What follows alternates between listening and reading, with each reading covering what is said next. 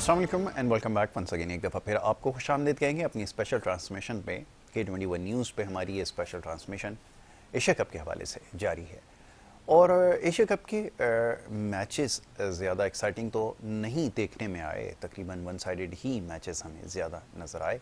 लेकिन कल जो मैच खेला गया उसमें किसी हद तक महसूस ये हो रहा था कि श्रीलंका की जो टीम है वो भारत को काबू करने में कामयाब हो जाएगी। पहली इनिंग में शानदार कारकर्दगी के बाद दूसरी इनिंग में शुरू से ही श्रीलंका की टीम दबाव का शिकार रही और जो मैच का इख्तिताम हुआ वो श्रीलंका की शिकस्त के साथ हुआ और इस तरह भारत की टीम ये मैच जीतने के बाद फाइनल के लिए बासानी क्वालिफाई कर गई। भारत की टीम की जो ख़ास बात वो उनकी बॉलिंग रही है और ये पहला मौका है बड़े अरसे के बाद ऐसा देखने में आया कि भारत की जो बॉलिंग है वो उनको मैचेस जितवा रही है। तो बहरहाल थोड़ी सी कल के मैच के हवाले से बात हो जाए और फिर आने वाला जो मैच है पाकिस्तान और श्रीलंका के माबैन खेला जाएगा कल, उसके हवाले से थोड़ी सी प्रोग्राम में गुफ्तगू की जाएगी। सूरत हाल कुछ ऐसी है, बहुत सारे लोग इस हवाले से सवालात भेज रहे हैं कि फ़ाइनल में पाकिस्तान किस तरह पहुंच सकता है या अगर बारिश हो गई तो क्या सूरत हाल होगी। तो ये आपके समझना आपके लिए थोड़ा सा आसान कर दें कि कल का मैच अगर बारिश की नज़र हो जाता है और अगर मुकम्मल तौर पर खेल नहीं हो पाता तो इसके लिए कोई इजाफी दिन मुकर्रर नहीं किया गया। एक तो ये चीज़ है। तो इस तरह दोनों टीमों को अगर एक एक पॉइंट मिल भी जाए तो पाकिस्तान का जो नेट रन रेट है वो खासा ख़राब है दीगर टीमों के मुकाबले में और -1 तक जो है वो जा चुका है। और उसके बाद जो बाकी मानदा टीम है जिसमें श्रीलंका और इंडिया है, दोनों के रन रेट भी बेहतर है और पॉइंट्स भी ज़्यादा नज़र आ रहे हैं। जनाब, अगर बारिश की नज़र होगा तो यकीनन फिर श्रीलंका क्वालिफाई कर जाएगा फ़ाइनल के लिए और अगर ऐसा होता है कि पाकिस्तान मैच जीतने में कहीं कामयाब हो गया तो फिर पाकिस्तान जो है वो फाइनल के लिए क्वालिफाई करेगा। बहरहाल तो थोड़ा सा स्कोर कार्ड के ऊपर नज़र डालेंगे और उसके बाद फिर इसका बाकायदा आगाज़ करेंगे। जो श्रीलंका की टीम थी वो रन चेस करने गई है, 213 रन का टारगेट मिला, 49.1 ओवर्स के अंदर जो है वो पूरी भारत की टीम जो है वो आउट हो गई थी और श्रीलंका की टीम ने जो है वो चेस करने की कोशिश की, 172 रन बनाने में कामयाब हुई। 41.3 ओवर्स में श्रीलंका की जो मुकम्मल टीम है वो आउट हो गई और कोई भी ऐसे काबिल ज़िक्र कारकर्दगी इसमें नहीं है। धनंजय डिसिल्वा जो हैं वो इनके सबसे कामयाब बैटर रहे श्रीलंका के लिए और उनका साथ दिया वेलालेगे ने, जो कि बॉलिंग भी बड़ी शानदार उन्होंने की, 42 रन उन्होंने किया और डिसिल्वा ने 41 रन किए। तो ये दो ऐसी परफॉर्मेंसेस थीं जो काबिल ज़िक्र रहीं। इसके अलावा और कोई बैटिंग के अंदर कोई ऐसा बैटर नहीं था जिसने खातिर का अच्छी कारकर्दगी दिखाई है। जसप्रीत बुमराह 7 ओवर्स में 1 मेडन करके 30 रन दिए उन्होंने और 2 विकेटें लेने में कामयाब हुए। इसके अलावा मोहम्मद सिराज 5 ओवर्स में 17 रन उन्होंने दिए, 2 मेडन की और 1 विकेट ली। हार्दिक पांड्या ने 5 ओवर किए, 14 रन दिए, 1 विकेट।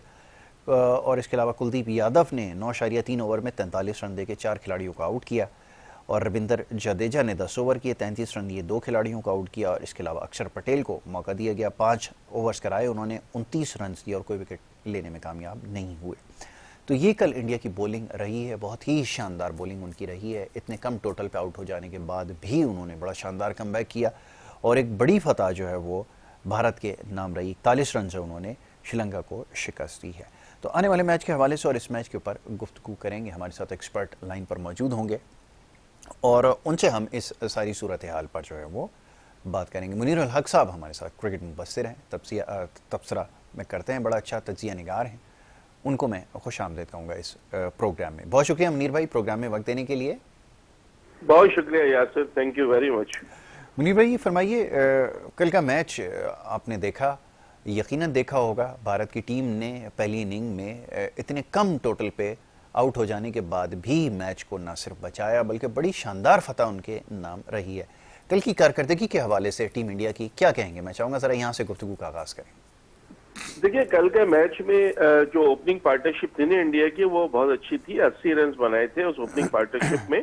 उस वक्त ऐसा लग रहा था कि भारतीय टीम अपना 300 रन तक आराम से बना लेगी।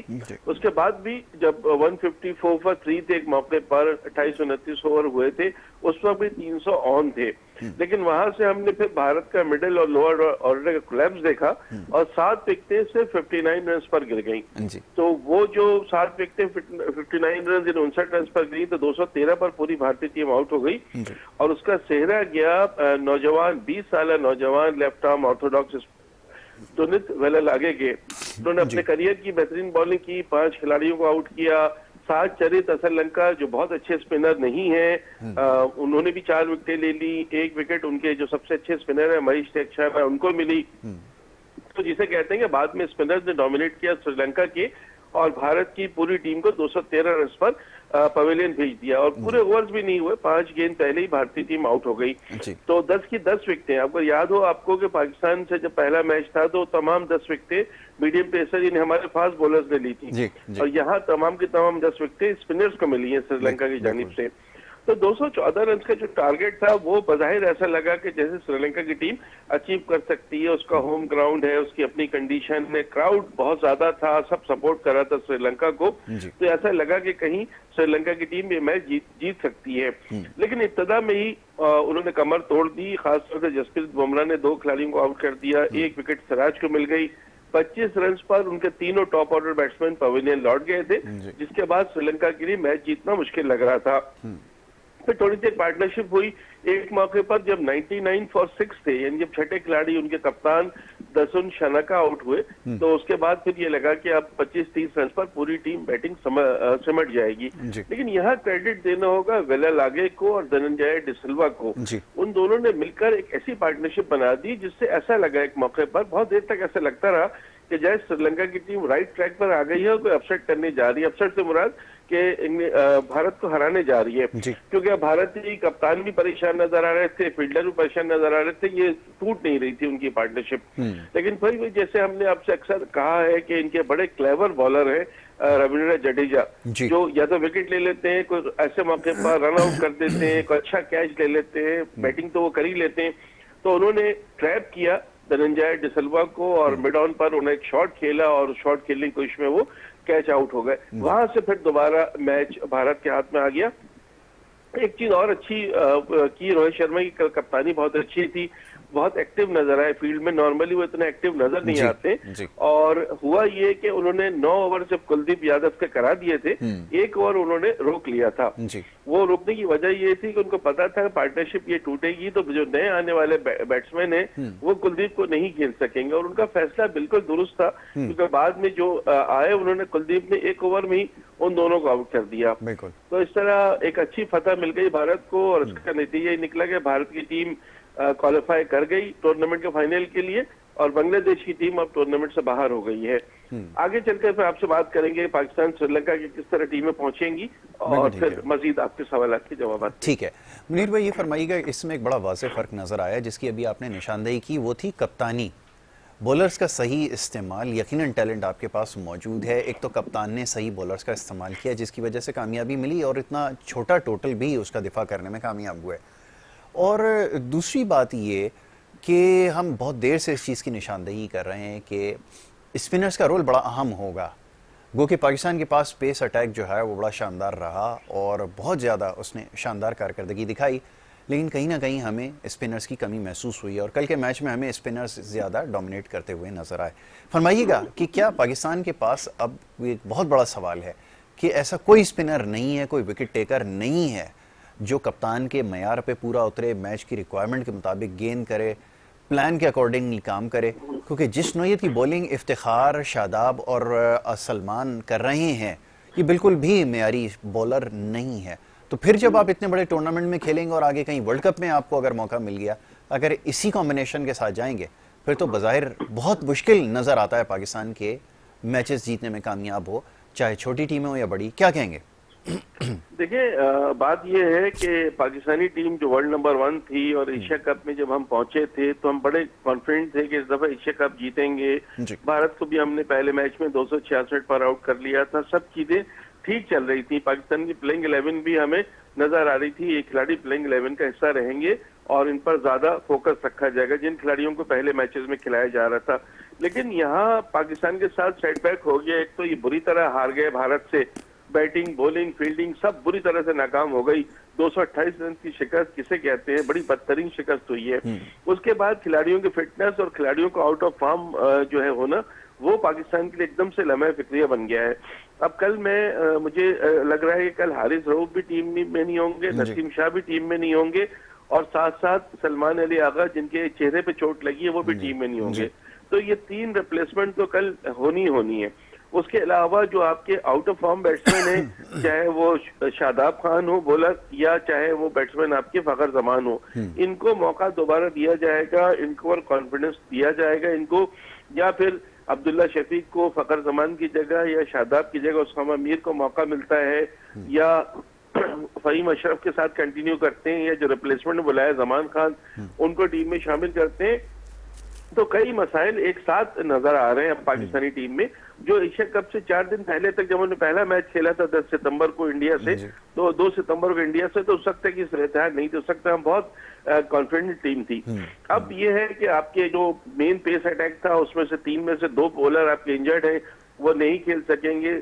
शाहीन शाह अफरीदी जो लास्ट मैच थे इंडिया से उसमें उनका रिदम नजर नहीं आया, उनकी पिटाई हुई, उनके 10 ओवर में 74 रन बने, उनको अपना फॉर्म बहाल करना पड़ेगा, उनको दोबारा पुराना शाहीन अफरीदी बनना पड़ेगा।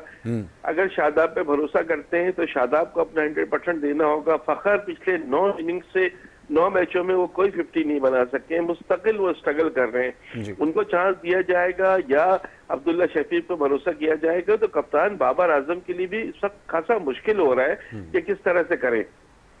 अब ये कल पता चलेगा कि किन खिलाड़ियों को खिलाया जाता है। वैसे मैच क्योंकि डू और डाई मैच है, आप जीतेंगे तो आप सेमीफाइनल में पहुंचेंगे, आप हारेंगे तो आपका एशिया कप का सफर इख्तिताम को पहुंच जाएगा। तो चूंकि पाकिस्तान के लिए सेमीफाइनल एक तरह से कल ना, तो जो भी टीम जीतेगी पहुंचेगी। पाकिस्तान का एक सेटबैक और है कि अगर ये मैच का रिजल्ट नहीं निकलता तो भी पाकिस्तानी टीम बाहर हो जाएगी। श्रीलंका को एडवांटेज है, बारिश होती है तो वो मजे से बैठे रहेंगे, उनको पता है उनकी टीम फाइनल में पहुंच जाएगी। बिल्कुल ऐसा ही है। दूसरी बात यह कि स्पिन फ्रेंडली विकेट होनी चाहिए मेरे हिसाब से, क्योंकि श्रीलंका के स्पिनर्स ने जिस तरह से बॉलिंग की है, उनके बैटर जिस तरह स्पिनर्स को खेलते हैं, तो उनको तो स्पिनर्स को, और हमारे पास 6 स्पिनर्स भी नहीं है, तो उनको तो मेरे ख्याल है इसमें कोई वो नहीं होना चाहिए। बिल्कुल। लेकिन तो मुनीर भाई देख के जी मुनीर भाई, सवाल सिर्फ ये है कि हमारा कंसर्न अब ये है कि स्पिनर्स के खिलाफ जिस किस्म की सतही बैटिंग हमारे बैटर्स ने की है, उसको देखते हुए अब ये कहना बड़ा मुश्किल हो रहा है कि अगर हमें चेस करना पड़ा तो हम नहीं कर सकेंगे, क्योंकि श्रीलंका के स्पिनर, खासतौर पे जो नौजवान स्पिनर कल वलालेगा ने जो गेंद की है, वो देखते हुए लगता है कि पाकिस्तानी बैटर्स के लिए बहुत टफ टाइम वो उनको देंगे, और ये इतना आसान नहीं होगा, क्योंकि टेक्निकल मिस्टेक्स हो रही हैं और तवातुर के साथ हो रही हैं, बार बार निशानदेही की जा रही है। आप एक आध मैच में तो ये ओवरकम कर सकते हो, लेकिन आप इसको मुस्तकिल हल आपको तलाश करना होगा, वो हमारे पास शायद नहीं है। क्या कहेंगे इसके बारे में? नहीं, आपकी बात बिल्कुल ठीक है कि देखें, असल में हम शादाब के ऊपर पूरा डिपेंड कर रहे थे, हमारे मेन बॉलर थे, और साथ साथ हमने नवाज को बॉलिंग ऑलराउंडर के तौर पर टीम में रखा हुआ था। हमारी यही वो थी कि ये दोनों एज एन स्पिनर खेलेंगे, बाकी फास्ट बॉलर्स हमारे खेलेंगे। रिजर्व में हमने उसामा मीर को रखा हुआ था कि शादाब के साथ कुछ इशू होता है तो right hand leg spinner Usama Mir आपको देंगे। तो अब यहाँ पर तो बात आपकी बिल्कुल ठीक है कि जो आप पाकिस्तानी टीम कभी भी अच्छी चेजर रही नहीं, अगर पहले बैटिंग करके कुछ रन बोर्ड पे डाल देते हैं तो इनके बॉलर्स को कंटेन कर सकते हैं, दिफा कर सकते हैं, और अगर सेकंड में बैटिंग करनी है, फिर फ्लड लाइट में करनी है और वहां की रात के मौसम में करनी है, तो इनके लिए तो फिर मुश्किलात बढ़ती हैं। और पाकिस्तान कभी भी अच्छा चेजर नहीं रहा, हमेशा से पाकिस्तान के लिए ये प्रॉब्लम है। तो अब कल विकेट को देख के प्रायोरिटी तो दोनों कप्तानों की मेरा ख्याल यही होगी, जो भी टॉस जीतेगा वो पहले बैटिंग करेगा। उसका एक दूसरा फायदा ये है कि अगर बारिश होती है और डीएल मेथड होता है तो भी पहले बैटिंग करने वाली टीम के लिए बेहतर होता है कि दूसरी बैटिंग करने वाली टीम जो चेस करती है उसको तो टारगेट और मुश्किल से मुश्किल तर होता जाता है। ठीक है, ये सारी चीजें देखनी होंगी जी मुनीर भाई, अभी और मजीद गुफ्तगू इसके ऊपर की जाएगी, खास तौर पे अब हमारे पास जो नए खिलाड़ी आएंगे उनसे क्या उम्मीदें हैं, ये तमाम चीज़ें हैं जो लोग जानना चाहते हैं। एक ब्रेक के लिए कहा जा रहा है, एक मुख्तसर सी ब्रेक ले लेते हैं, और ब्रेक के बाद जब वापस आएंगे तो इस गुफ्तगू के सिलसिले को मजीद आगे बढ़ाएंगे। आप देखते रहिए हमारा प्रोग्राम।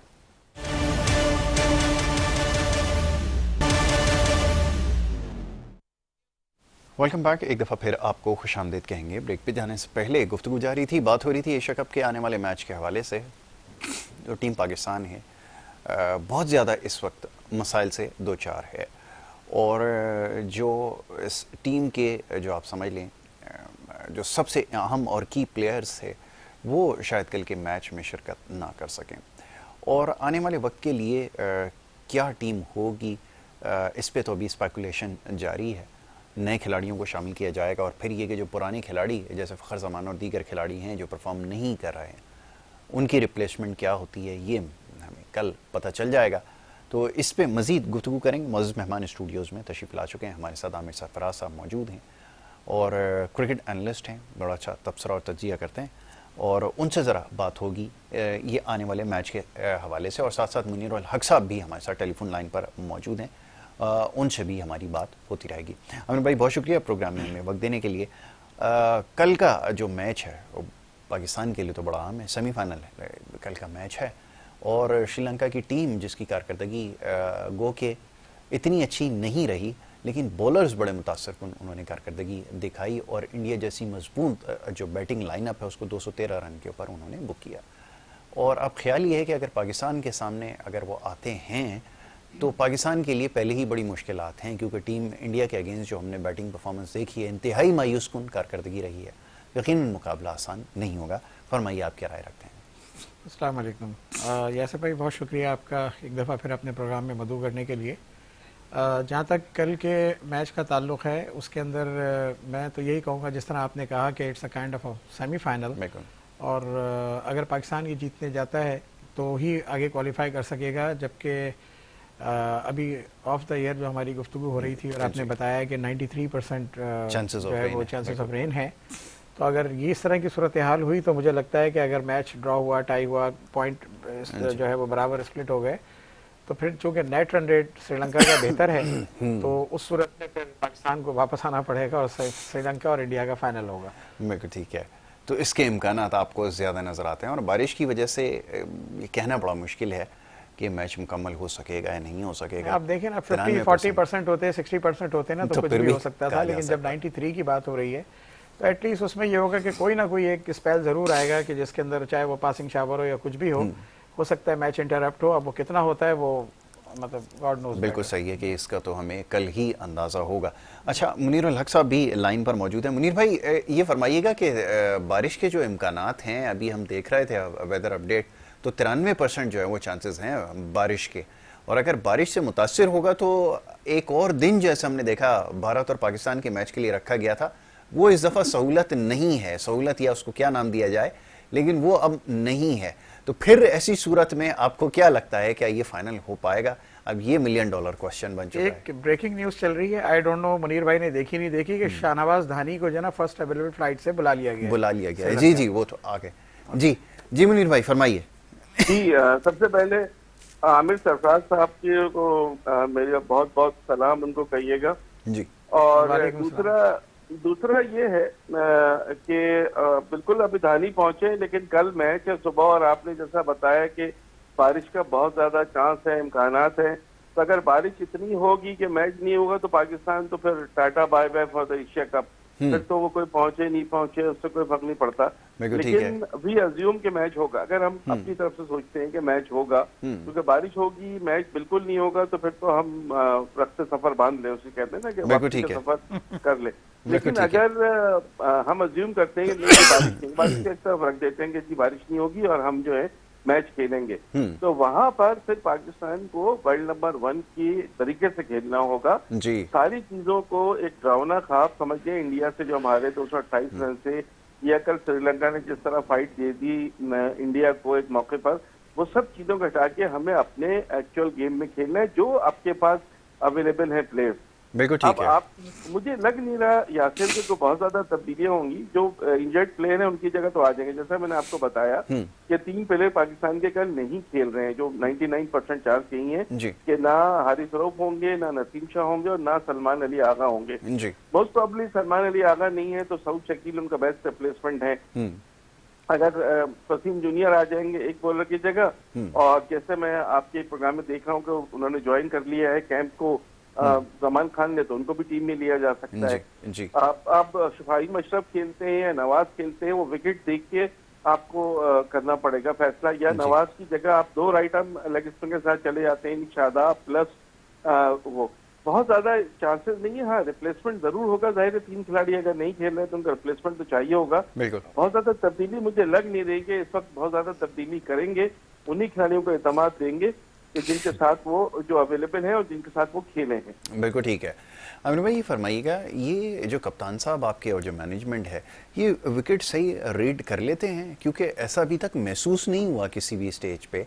क्योंकि या तो मसला मुझे कुछ और नज़र आता है, अंग्रेज़ी में सवाल किया जाता है तो कप्तानी कहते हैं कि मैं जिस वक्त बिल्कुल ड्राई विकेट होता है तो उसमें मॉइस्चर ढूंढ रहे होते हैं, टॉस जीत कर बॉलिंग कर लेते हैं। ये हो क्या रहा है, ज़रा ये तो फरमाइए।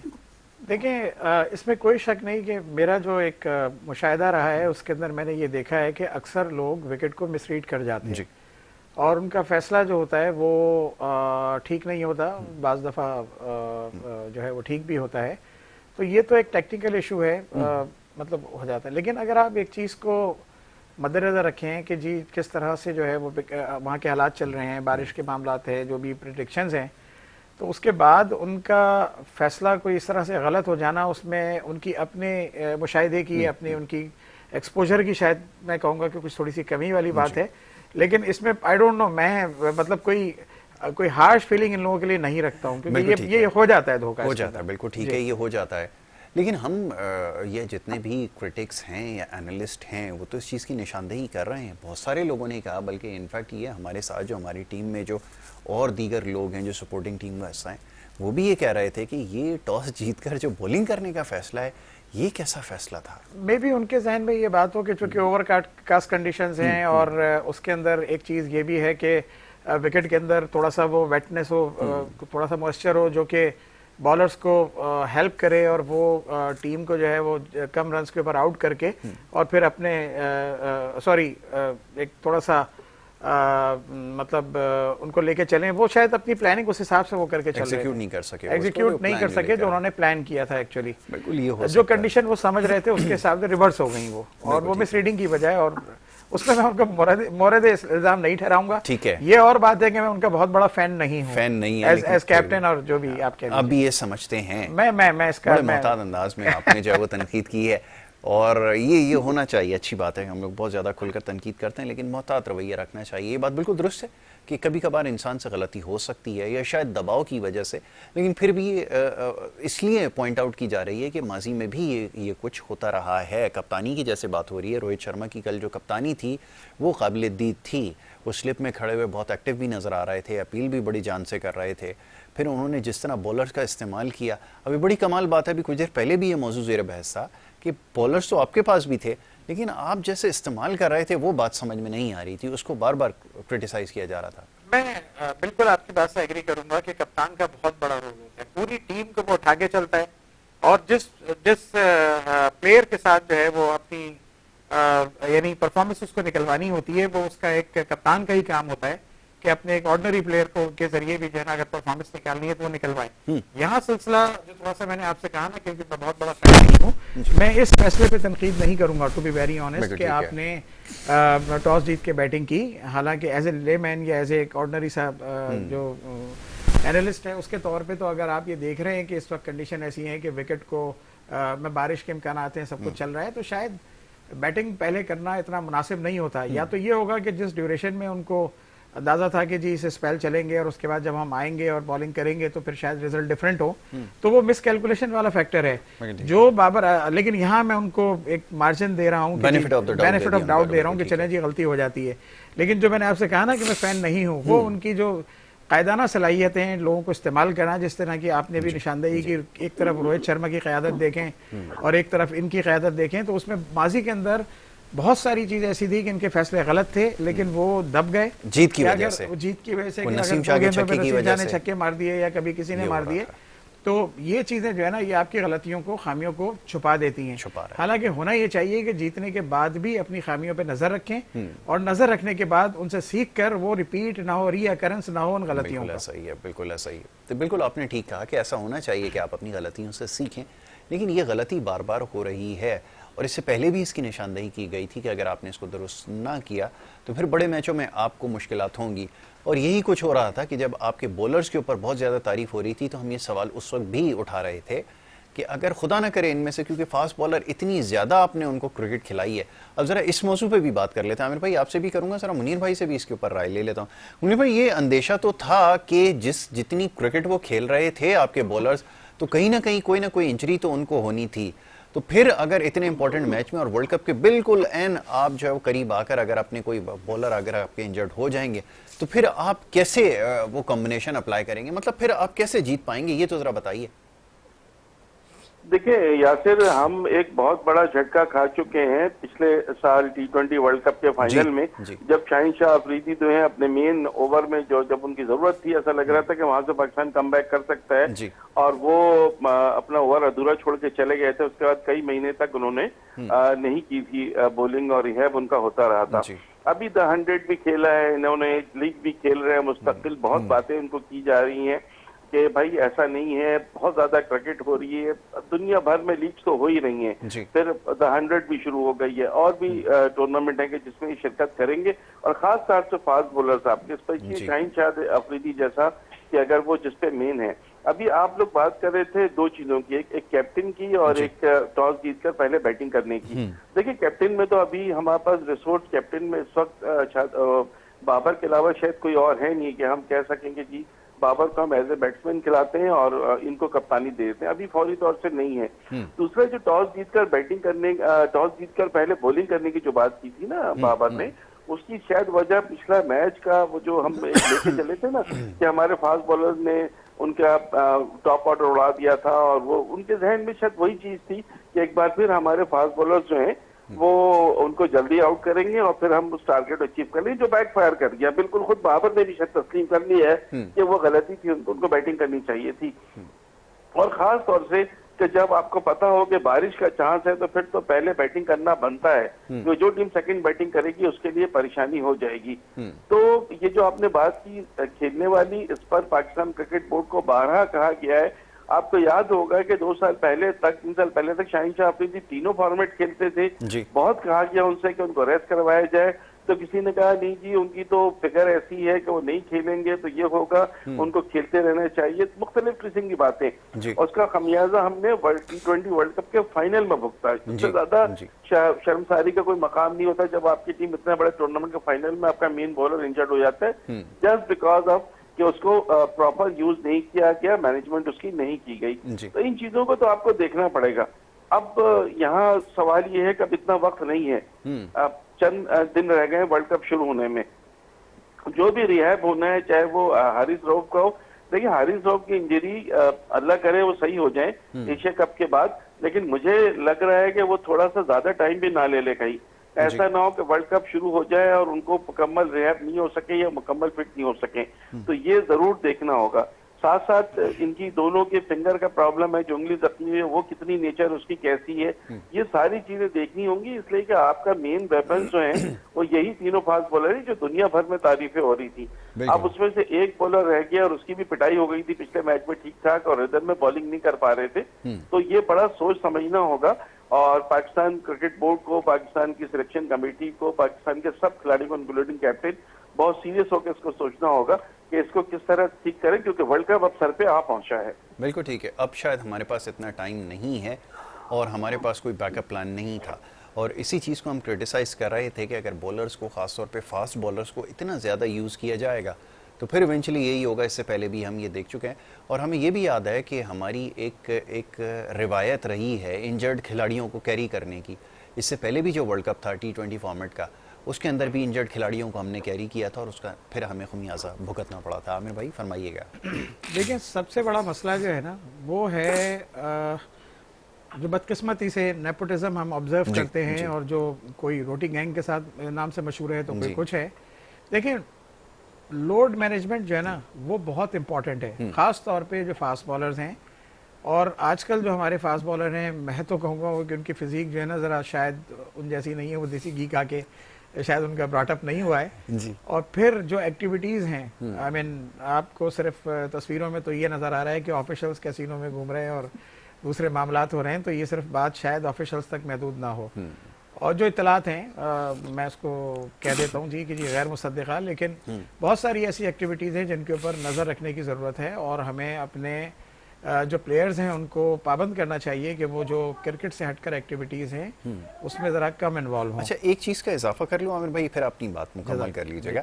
ये मैं आजकल देख रहा हूँ, एक बंदा इन्होंने रखा हुआ है जो मुझे टीम के साथ नज़र आता है, और उसका काम ये होता है कि वो अपने वो टेलीफोन के ज़रिए वीडियोज़ बना रहा होता है कि आप जाकर उसको मिठाई का डब्बा दो, आप उसके साथ झप्पी डाल दो, आप उसको बल्ला दे दो, आप ये कर दो, और फिर वो ऑफिशियल जो उनका पेज है, पीसीबी का ये चैनल है, उसके ऊपर लगाया जा रहा है। ये क्या आप प्रेसिडेंट सेट करने की कोशिश कर रहे हैं? ये क्या ट्रेंड सेट हो रहा है? ये तो ज़रा मुझे बताइए कि ये जैसे ऑफ द फील्ड एक्टिविटीज़ पहले भी होती थी, लेकिन क्रिकेटर का काम है क्रिकेट खेलना, फील्ड के ऊपर फोकस रखना, या ऑफ द फील्ड एक्टिविटीज़ को हाईलाइट किया जा रहा है और उसको आप इतना ज़्यादा प्रमोट कर रहे हैं? इसकी क्या कोई ख़ास वजह है? मैं तो थोड़ा सा कैजुअली आपको उसका जवाब ये दूंगा कि देखें, कमर्शियलिज्म तो हर जगह आ रहा है, बिल्कुल। स्पॉन्सर की डिमांड, नीड से लेके बहुत सारी चीज़ें हैं, लेकिन उसके अंदर बात ये थी कि पहले आप अपनी दुकान से सामान बेच रहे थे, अब मैं अपनी दुकान से बेचना चाहता हूँ। तो अगर वो ऑफिशियल वेबसाइट के ऊपर कोई चीज़ पब्लिश हो रही है, पोस्ट हो रही है, तो आपका क्या ख्याल है कि वो उस पर कोई इंसेंटिव पीसीबी को नहीं मिल रहा होगा? कुछ ना कुछ तो मिल रहा है ना, डायरेक्टली इनडायरेक्टली किसी भी तरह से, या किसी को ऑब्लाइज किया जा रहा है, सीधी सी बात है। तो ये एक्टिविटी मेरे ख्याल में कमर्शियल एक्टिविटी की, या किसी इन एस्पेक्ट को अगर आप देखें तो थोड़ा सा जो है ना, एक कोई ना कोई गैप होना चाहिए जिसके अंदर चीज़ों को ऐसे लेकर चलें कि कम से कम पीसीबी जो कि एक इदारा है, वो इंडिविजुअल कोई पर्सनालिटी नहीं है, ठीक है, उनकी इन्वॉल्वमेंट इसमें शायद नहीं होनी चाहिए, और अगर हो तो अक्रॉस द बोर्ड हो, फिर आप जो यानी सबके लिए हो, अपॉर्चुनिटी की अगर वो करना चाहते हैं। लेकिन ये क्वेश्चन मार्क आपने सही लगाया। बिल्कुल ठीक है। मुनीर भाई, यही सवाल आपके साथ है, ये ऑफ द फील्ड एक्टिविटीज़ पहले भी होती थी, लेकिन आजकल सोशल मीडिया का दौर है, और अब पता नहीं क्या सिलसिला चल निकला है कि ज़्यादा पहले जो ट्विटर था, अब एक्स के नाम से जो वो जाना जाता है, उसके ऊपर पैगामात एक दूसरे को लिखना, एक दूसरे की परफॉर्मेंसेस के हवाले से बात करना, फिर उसको बाकायदा ख़बरों के अंदर चलवाना। तो ये सिलसिला है क्या? क्या आपको लगता है कि डिस्ट्रैक्ट हो रहे हैं और इसकी वजह से भी कुछ प्रॉब्लम आ रही है? क्योंकि पॉइंट आउट इससे पहले भी करते रहे, लेकिन क्योंकि आप जीत रहे थे तब तक तो बात ठीक थी, लेकिन अब तो इसके ऊपर सवाल उठेगा। जी मुनीर भाई, फरमाइए। देखिए, थोड़ा सा इससे हट के अगर आपको याद हो तो एक और बड़ा मौजू चल रहा है कि पाकिस्तान क्रिकेट बोर्ड के जो कंसल्टेंट हैं, जो जीएम मीडिया जिनको कहा जाता है, उमर फारूक कौलसन, जो एक बड़े क्रिकेट वेबसाइट के बहुत पुराने जर्नलिस्ट हैं, बड़ा अच्छा लिखते हैं, जो आजकल जीएम मीडिया के नाम से मशहूर हैं, लेकिन उनका जो रैंक है वो कंसल्टेंट का है, और उनके साथ जीएम इंटरनेशनल अदनान अली, इन दोनों का आपको पता है कि सोशल मीडिया पे एक क्लिप वायरल हुआ है कि जिसमें इनको कसीनो में दिखाया गया है कि ये दोनों कसीनो में मौजूद हैं और बाकायदा एक दूसरे से बात कर रहे हैं, एक दूसरे को दिखा रहे हैं। तो ये वाली बात बहुत ज्यादा इसमें हुआ है, और शोकाज नोटिस भी उनको इशू कर दिया गया है दोनों को, और उन दोनों के शोकाज नोटिस के बाद उनसे 7 दिन के अंदर जवाब मांगा गया है। मुझे हैरत ये है कि इतनी गैर इखलाकी हरकत भी ये कहलाएगी, और इतनी ज्यादा कैसे उन्होंने इग्नोरेंस की। ऐसी जगह चले गए कि जहां पर जुआ होता है, आप वहां जाके, और पाकिस्तान इंटरनेशनल क्रिकेट काउंसिल की तरफ से सख्ती से ये मना है कि कोई भी टीम क्रिकेट का खिलाड़ी या ऑफिशियल नहीं जा सकता ऐसी जगह पे कि जहां इस किस्म की कोई भी चीज हो। आपको याद होगा मोइन खान साहब पकड़े गए, और उसके बाद उनको तो वो उनका फिर उनको शहरियार खान साहब ने उनको हटा दिया था उनके ओहदे से। लेकिन ये अभी जगा अशरफ साहब जो है, इनका भी अभी तक कुछ पता नहीं है कि ये भी कितने दिन है, क्या नहीं है। तो ये एक बड़ी सीरियस चीज हुई थी जी। और रह गई आपकी बात, तो देखिए ये काम होता है क्रिकेट बोर्ड के सरबराह का, इन चीजों को देखना कि कहां पर जाती चीजें आ रही हैं और कहां पर एक्चुअल टीम की चीजें देखी जा रही हैं। ये जो आपने जो बात की, जिसपे आमिर साहब ने भी अपने बड़े अच्छे कमेंट दिए, मैं इसको पूरा इंडोर्स करता हूँ। ऐसी कोई चीज नहीं होनी चाहिए। मेरे पास खुद, मैं उस ग्रुप का मेंबर हूँ, पाकिस्तान क्रिकेट बोर्ड का जो ग्रुप है उसका मैं मेंबर हूँ, मेरे पास सारी आती हैं लिंक्स, तो मुझे भी पता है जिसमें कुछ ऐसी चीजें भी हैं कि जो नहीं होनी चाहिए। लेकिन ये काम होता है सरबराह का, जो भी है। जब आप अपने जीएम मीडिया को या जीएम इंटरनेशनल को कसिनो जाने से नहीं रोक सकते हो, और खाना खाने के लिए कौन कसिनो जाता है भाई, हलाल फूड है कि नहीं है। और दूसरी जगह ये कि आप मुझे ये बताएं कि कसिनो के लिए तो इतने अच्छे अच्छे रेस्टोरेंट, और आप खुद 5 स्टार में ठहरे होंगे, तो उसको छोड़ के आप वहां पे खाना खाने जा रहे हैं। तो कुछ चीजें जो है वो खासा सीरियस ये वो है, इसको देखने की जरूरत है। और खाली शोकॉज नोटिस थे या उनके, उन्होंने तो जवाब दिए थे उस दिन कि खाना खाने गए थे। मोइन खान ने भी ये जवाब दिया था खाने खाने गए थे, लेकिन उनको तो फारिग कर दिया गया। तो इन चीजों को देखने की जरूरत है। या ऑफ द रिकॉर्ड जो ऑफ द फील्ड जो चीजें हो रही हैं, इसका टीम पर बहुत बहुत गहरा असर पड़ता है। आपको पता है पहले भी पाकिस्तान क्रिकेट टीम पर कई मरतबा मैच फिक्सिंग के इल्जाम लगे। उस वक्त शायद सोशल मीडिया में स्ट्रांग नहीं था, वीडियोस नहीं बन पाती थी, अब तो हर चीज आ जाती है। बिल्कुल ऐसा ही। इसलिए बहुत सारी चीजों में बहुत एहतियात की जरूरत है। और जहां पे भी आपको लगे कि चीजें पर्सनल हो रही हैं, गैर जरूरी हो रही हैं, वहां पर अवॉइड करना चाहिए और ये बहुत ज्यादा जरूरी है। लेकिन इस वक्त पाकिस्तान क्रिकेट बोर्ड खुद बिखरा हुआ है। मैं आपको बताऊं, पाकिस्तान क्रिकेट बोर्ड जो है बस चल रहा है, मतलब वो कोई चलाने वाला उसका ऐसा है नहीं, बस चल रहा है। जका अशरफ साहब मैच देखने जरूर जाते हैं, लेकिन शायद उनको भी नहीं पता है कि उनके पीछे क्या चीजें चल रही हैं, किस तरह चल रही हैं। खुद उनकी जो पोस्ट है ना, वो भी अभी रडार में है। कुछ का कहना है कि 1 हफ्ते 10 दिन में भी तब्दीली हो सकती है, कुछ का कहना है कि नहीं जी वर्ल्ड कप के बाद होगी, दोबारा नजम सेठी साहब आ जाएंगे। मुख्तलिफ बातें हैं, लेकिन अभी पाकिस्तान क्रिकेट बोर्ड उस तरह से चल नहीं रहा जितना इस बोर्ड को चलना चाहिए, जो एक प्रॉपर तरीका होता है। अभी तक देखिए ना, पहले आए थे नजम सेठी, उनका काम था इलेक्शन कराएं, फिर जका अशरफ साहब आए, इनका काम भी इलेक्शन कराना। ये दोनों पीसीबी क्रिकेट बोर्ड के चेयरमैन नहीं है, ये दोनों पीसीबी के उस मैनेजमेंट कमेटी के सरबराह हैं, जो कमेटी तश्कील दी गई थी कि इनको इलेक्शन कराना है। तो ना वो इलेक्शन करा के गए, ना इन्होंने इलेक्शन कराया।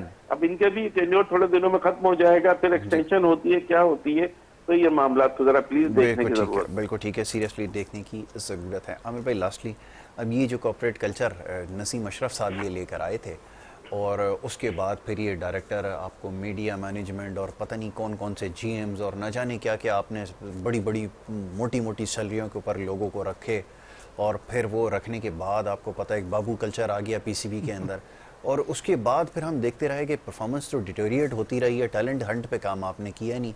मेरे ख्याल में तौकीर जिया साहब के बाद तो किसी ने नेशनल क्रिकेट एकेडमी को जाकर देखा भी नहीं होगा। तो ये तो सूरत हाल आपकी है, जो काम करने के हैं वहाँ पर आपका फोकस किसी का भी नहीं है, ऑफ द फील्ड एक्टिविटी पे, सोशल मीडिया अकाउंट पे, मैसेजेस पे काम चल रहा है। देखिए, हम सब एक बात जानते हैं कि कोई भी किसी भी इदारे के अंदर उसकी ऑपरेशंस, उसकी प्रोडक्शंस वो लैपटॉप पे सिर्फ नहीं चलती। जी जी, मतलब जिस तरह सिलेक्शन कमेटी में एक हमारे सिलेक्टर साबिक थे, उनके ऊपर इल्जाम था कि जी वो लैपटॉप के टीम को बना लिया करते हैं स्टैट्स उठा के, लेकिन अगर आप कंडीशंस को नहीं देखेंगे कि किस कंडीशन में किस अपोनेंट के अगेंस्ट उन्होंने को रन्स किए या आउट किए, तो फिर सारी चीज़ें जाके वो स्टैट से मुख्तलिफ हो जाती हैं। तो यहाँ कल्चर कॉर्पोरेट लाना बुरा नहीं है, वो अच्छी बात है, लेकिन उसके अंदर गैर ज़रूरी लोगों को शामिल करना डेफिनेटली जो है वो उनको ऑब्लाइज करने वाली बात होगी, चाहे वो कोई पर्सनल उनकी एसोसिएशन हो या पॉलिटिकल एसोसिएशन हो। ये बड़ी बदकिस्मती है मेरा ख्याल में इंडिया पाकिस्तान के बोर्ड्स के अंदर कि वो सब पॉलिटिसाइज्ड भी हैं, और अपने लोगों को नवाजने के लिए जो है वो चाहे वो थॉट एक या बेसिक आइडिया अच्छा लेकर आ रहे हो, लेकिन उसके ऊपर right person for the right job जरूर होना चाहिए। अगर आप गैर जरूरी लोगों को और गैर जरूरी पोस्टों के ऊपर लाके आप रखेंगे, तो फिर उसके रिजल्ट वही होंगे जिसकी निशानदेही भी आपने की है कि डिटोरिएट होगी कंडीशंस, और इदारे का जो म्यार है, जो या उसका स्ट्रेचर है, वो नीचे की तरफ जाएगा, वो उठेगा नहीं। बिल्कुल ऐसा ही है। वेल आमिर भाई, अब ये कि कल क्योंकि मैच है, तो मैच के हवाले से जब मैच होता है तो ज़्यादा बेहतर तौर पर बात की जा सकती है, तो कल का हमें इंतज़ार करना होगा। कल पाकिस्तान और श्रीलंका के माबैन मैच खेला जाएगा, जो कि सेमीफाइनल ही समझा जाए। दोनों में से जो भी टीम जीतेगी वो फाइनल के लिए क्वालिफाई करेगी। और याद रखिए, अगर बारिश की वजह से मैच ना हो सका तो फिर श्रीलंका के इम्कानात ज़्यादा, बल्कि इम्कानात नहीं, लगभग तय है कि श्रीलंका फाइनल के लिए क्वालिफाई कर जाएगा। तो जनाब, ये हमारी आज डिस्कशन रही है जो कल मैच खेला गया उसके हवाले से और आने वाले मैच के हवाले से। और इंशाल्लाह कल जब मैच खेला जाएगा तो एक दफ़ा फिर आपके सामने हाज़िर खिदमत होंगे। यहाँ पर आपसे इजाज़त चाहेंगे। अपना बहुत ख्याल रखिए। मोहम्मद यासिर और हमारी टीम को दें इजाज़त। अल्लाह के बाद।